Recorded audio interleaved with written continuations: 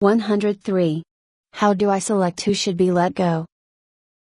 Let's assume that you've been instructed to reduce your budget via position eliminations. You'll have to create a written record to show that you've evaluated all the employees in a given area in order to identify the worker least qualified to assume the remaining job responsibilities.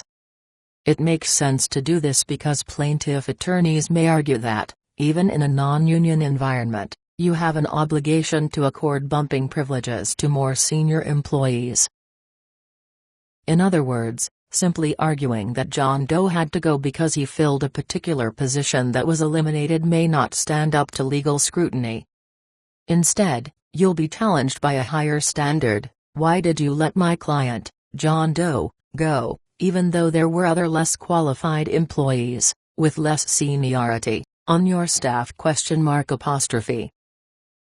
Here's a suggestion for preparing for such a legal challenge. Employ the comparison template found in Appendix Y for all the employees in the same classification and document that these records were reviewed before any action was taken.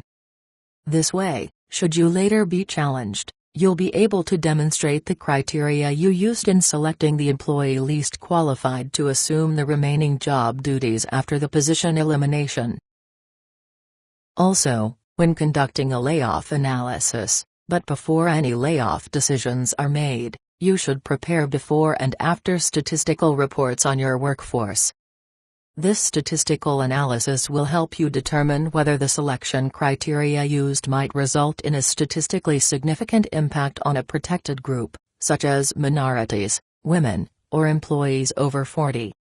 If the analysis reveals a potential adverse impact, then you will need to use different selection criteria or select different individuals. Once the selection criteria produce an acceptable result, the reports supporting that conclusion should be retained for 5 years. Tell me more. When it comes to selection for downsizing, it's critical that your company be consistent in the application of its own rules and past practices. Most companies apply multiple criteria when looking at job eliminations. These criteria include but are not limited to seniority-based selection. With many union contracts, the employees with the least seniority are the first to lose their positions in a layoff. Using only this selection method may limit your organization's discretion in keeping top performers because time on payroll is the only consideration. Employee status-based selection, an excellent strategy to begin your company's downsizing efforts. Using this methodology, part-time or temporary workers are laid off first to ensure greater security for full-time, regular employees. Unfortunately, this method alone may not suffice to help you reach your downsizing goals. Merit-based selection, as documented in the template in Appendix Y. The merit-based model provides companies with the most discretion because of its inclusive nature. Employees' performance track records, attendance history, education, progression through the ranks at your company, prior employment experience, and progressive discipline are all considered in addition to seniority when decisions are being made about layoffs. All in all, merit-based selection is the method of choice for most companies.